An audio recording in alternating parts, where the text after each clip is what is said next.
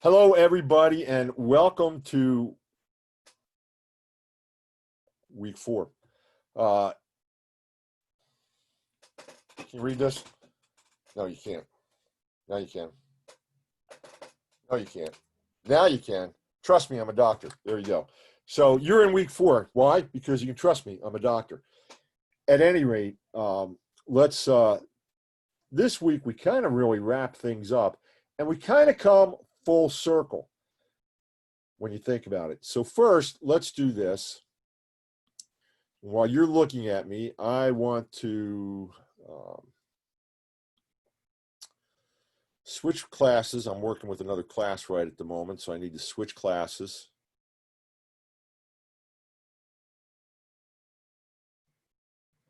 And we need to come full circle. So new media marketing. And I want to take a look at week 4, which is marketing ROI. And let's take a look at the assignment. Create your measurement plan.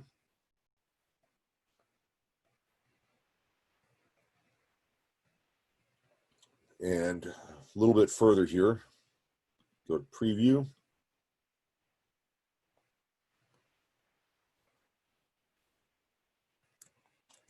Now I want to come back to Zoom, and I'm going to share my screen.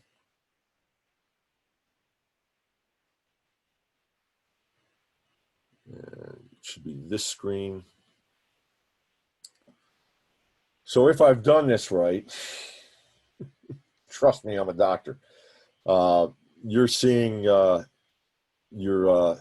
curriculum. So we want to go to week 4, marketing ROI, and let's take a look. So we want to see create your measurement plan. And the purpose of this exercise is to create a plan for measuring the success of your marketing efforts. Now, one thing I kind of want to talk about in general is we look at each marketing channel, and new media marketing is a channel. It's an influencer channel strategy, and what any channel strategy, there's always several components to it. First, you want to identify what the problem is, and so that you understand if the strategy that you're bringing to bear is the right strategy for that problem. So you got to identify the marketing challenge or the marketing problem. In some instances, we do a shotgun approach, so we may implement several different strategies at the general marketing problem, but each one of them are going to be aimed then at a specific area of focus. So we want to understand what that problem is and make sure that the solution that we're being provided is the right solution. Once we've done that, we've selected the solution. In this case, it's been selected for you since you're in new media marketing. We then go ahead and implement new media marketing. Well, once we implement it, what do we want to do? We want to make sure that our efforts are moving the needle and we're closing what's known as the gap. Now, what is the gap? So I got to come back to the problem. To understand the gap is the difference between where we are and where we want to be. Our current state versus our ideal state. It could be in terms of awareness. It could be the level of brand awareness that we're looking for, or it could be in the level of conversions that we're looking for, or it could be how we're what we're looking at in terms of developing our long-term value with our customers. So it comes back to those top tier goals, and then the secondary tier that would respond or reflect exactly what we're doing, for example, in new media marketing. And where we are, then where do we want to be when it's over? And so we're implementing a new media marketing plan, there we go, so that we close that gap. So where we are, where we want to be, becomes one in the same place. Now, in order to do that, we've got to measure. We've got to measure where we're starting from, and we got to measure where we end. And then something else that comes into play too, we got to measure the cost of that solution, right? If the solution costs more than the gain, then we have a negative return on investment. That's not something that we ever want to do again.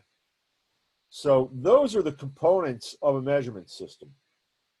Where we are, camera froze, where we want to be, the gap, closing the gap, and the cost to close the gap. That is the essence of a measurement plan. So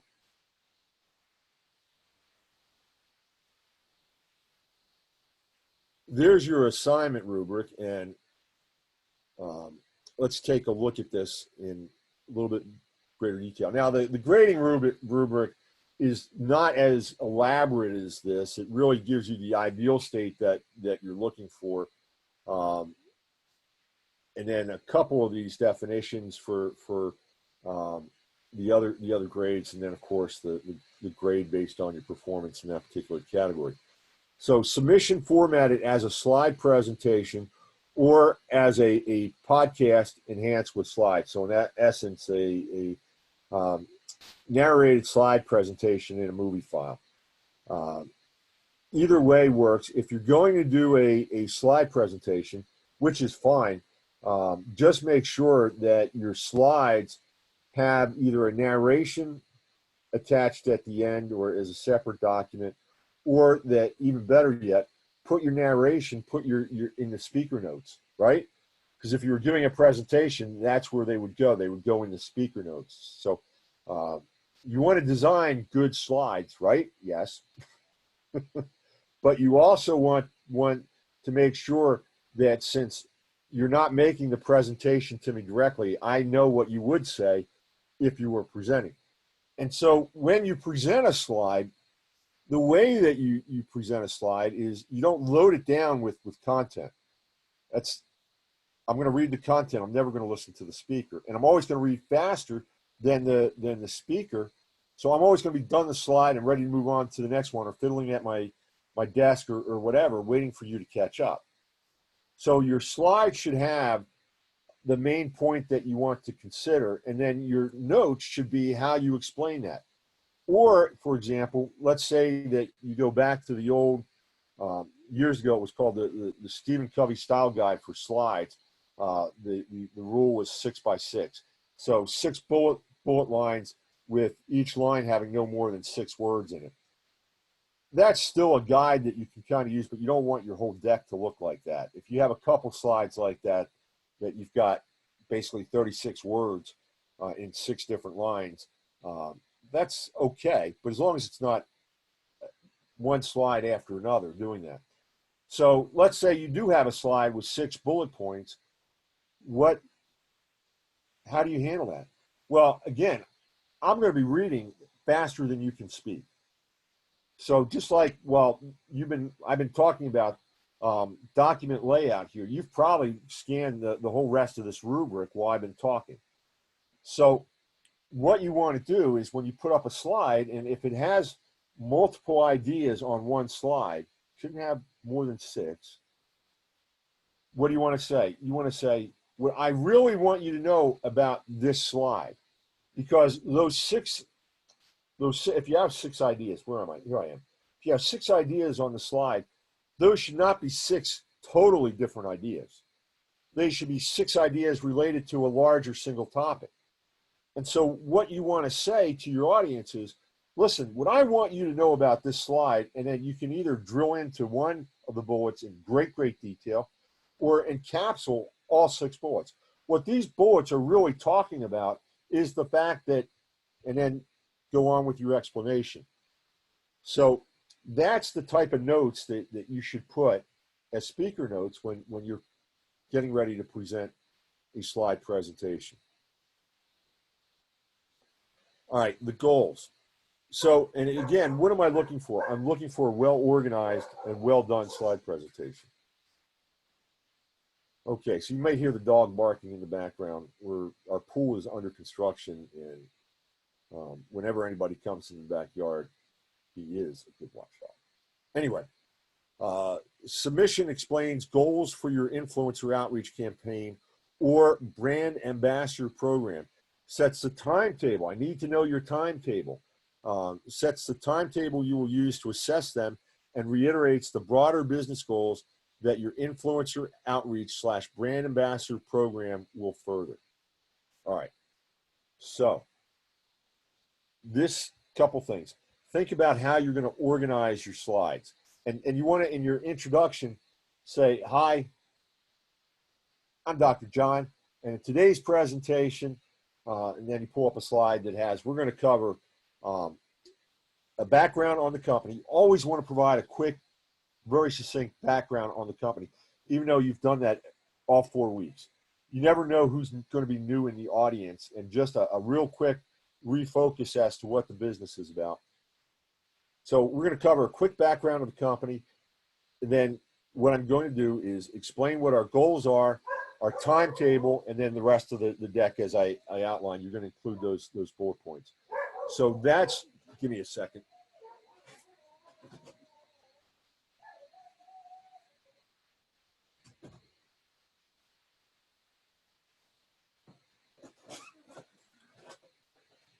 It sounds like I'll tear their leg off. At any rate, so that is the goal section. So goals are really twofold. What your goals are, and that can be broken down into your top tier and your second tier goals and strategies. Remember, go back to week 1 and take a look at what I provided you in week 1. And then the next is the explanation. So the submission explains the 3 to 5 metrics that you're tracking. It explains why you're tracking these metrics, and it explains how each metric supports a larger business goal in order to improve the sentiment or the awareness, if that's the case, if that's the larger goal. That's just an example. Then for each metric selected, I'm tracking this because it does X, thereby bringing me closer to the end goal, which is X, whatever the broader goal is. Now, again, you might want to talk about how you're going to do that. I'm going to measure at point A, which is where I'm starting from, my current state, and this is what I hope to achieve at my end state. And then these are the tactics that I'm using to do it. So you see how this all kind of comes together? And then make sure that you provide some, I've given you lots of resources, so make sure that you're providing support and showing how what you're telling me is based on research knowledge, right? I don't want just opinions. I want to understand that you've really taken a look at this, understand the situation. Now, again, your research can be twofold. Your research can be not only on the methodology that we're using, which is important, but also what you've learned about the company that you're following, your case study company. So research has really 2 components. Now, references, if you're providing any pictures, and you, yeah, this is the color of our tile for our new pool. Not our new pool. Well, it'll be like a new pool, but it's really the redone pool. This is a renovation that's been in the works for 30 years. At any rate, that's the gist of your week 4 assignment. So if you have any questions, this is going to be a short, sweet video today. I'm going to be very, very succinct. You've taken a look at the rubric. I've kind of gone over all the details and provided you additional and extra context. Go back to week 1 and take a look at the material I gave you back in week 1 and tie week 1 to week 4. Okay? If you got any questions, give me a call, 407-267-8600. This is Dr. John. Trust me, I am a doctor. Take care, everybody. Bye. And that was the sharing, and now I'm going to say goodbye again. Bye now.